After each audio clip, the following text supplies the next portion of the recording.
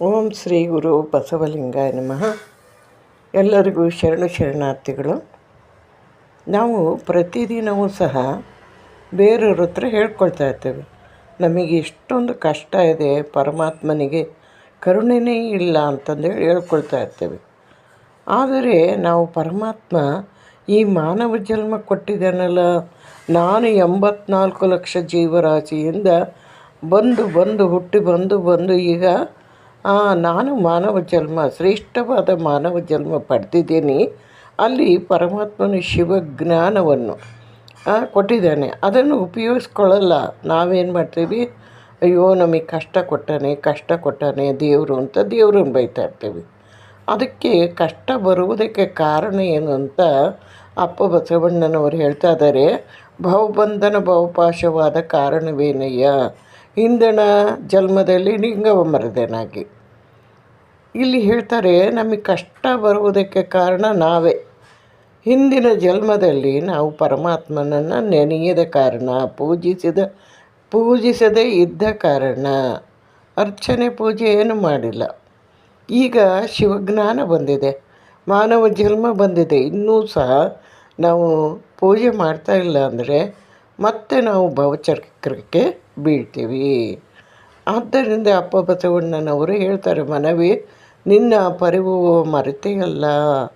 ನೀನು ಎಷ್ಟು ಜೀವರಾಶಿಗಳು ಕ್ರಿಮಿಕೀಟಗಳ ಜನ್ಮದಿಂದ ಮಾನವ ಜನ್ಮ ಬಂದರೂ ಸಹ ನೀನು ಪರಮಾತ್ಮನನ್ನು ನೆನೀತಾನೇ ಇಲ್ಲ. ಅದಕ್ಕೆ ನಿನಗೆ ಮತ್ತೆ ಕಷ್ಟ ಬರುತ್ತೆ, ಮತ್ತೆ ದುಃಖ ಬರುತ್ತೆ ನೋಡು. ಅದನ್ನು ದುಃಖವನ್ನು ಕಳೆದುಕೊಳ್ಳುವುದಕ್ಕೆ ನೀನೇನು ಮಾಡಬೇಕಾಗಿದೆ, ಒಂದು ಕೃತಜ್ಞತೆ.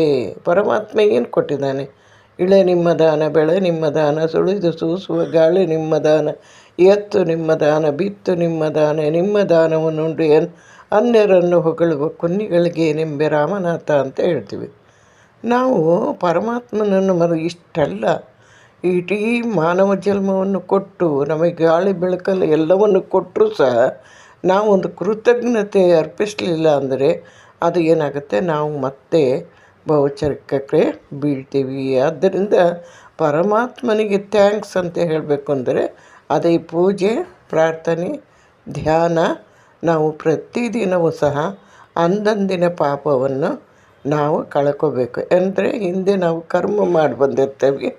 ಸುಪ್ರಭಾತ ಸಮಯದಲ್ಲಿ ಅರ್ತಿಯಲ್ಲಿ ಲಿಂಗ ನೆನೆದರೆ ತಪ್ಪು ಅಪಮೃತ್ಯು ಕಾಲಕರ್ಮಗಳಯ್ಯ ಅಂತ ಹೇಳ್ತಾ ಇದ್ದಾರೆ. ಆದ್ದರಿಂದ ಬೆಳಗಿನ ಜಾವ ಎದ್ದು ನಾವು ಏನು ಮಾಡಬೇಕಾಗಿದೆ, ಪೂಜೆ ಮಾಡಬೇಕು. ಮುಂಜಾವಿನಲ್ಲಿ ಪೂಜೆ ಮಾಡಬೇಕು. ಪೂಜೆ ಮಾಡಿ ನಂತರ ಹೇಳ್ತಾರೆ, ಹಿಂದಣ ಸಿರಿಯಲ್ಲಿ ಜಂಗಮ ಮರದನಾಗಿ. ಇನ್ನೊಂದು ಹೇಳ್ತಾರೆ, ಪೂಜೆ ಇನ್ನೊಂದು ಮುಖ ಯಾವುದಪ್ಪ ಅಂದರೆ ಜಂಗಮ ಸೇವೆ. ಅಲ್ಲಿ ಕಾಯಕ ಮತ್ತು ದಾಸೋಹ, ಸತ್ಯಶುದ್ಧವಾದ ಕಾಯಕವನ್ನು ಮಾಡಬೇಕು ಮತ್ತು ದಾಸೋಹವನ್ನು ಮಾಡಬೇಕು.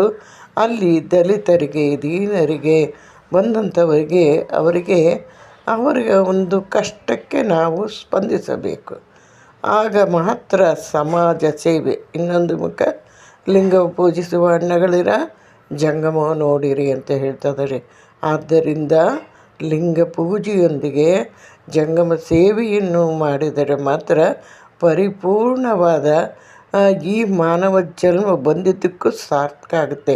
ಅದಕ್ಕೆ ಗುರು ಕಾರುಣ್ಯವನ್ನು ಪಡಿಬೇಕು. ನರಜನ್ಮ ತೊಡೆದು ಅರಜನ್ಮವನ್ನು ಪಡೆದುಕೊಂಡು ನಾವು ಶಿವಭಕ್ತಿಯಲ್ಲಿ, ಲಿಂಗ ಭಕ್ತಿಯಲ್ಲಿ ನಮ್ಮ ಜೀವನವನ್ನು ತೊಡಗಿಸಿಕೊಳ್ಳಬೇಕು ಅಂತ ಹೇಳ್ತಾ ಸರ್ವರಿಗೂ ಶರಣಾರ್ಥಿಗಳು.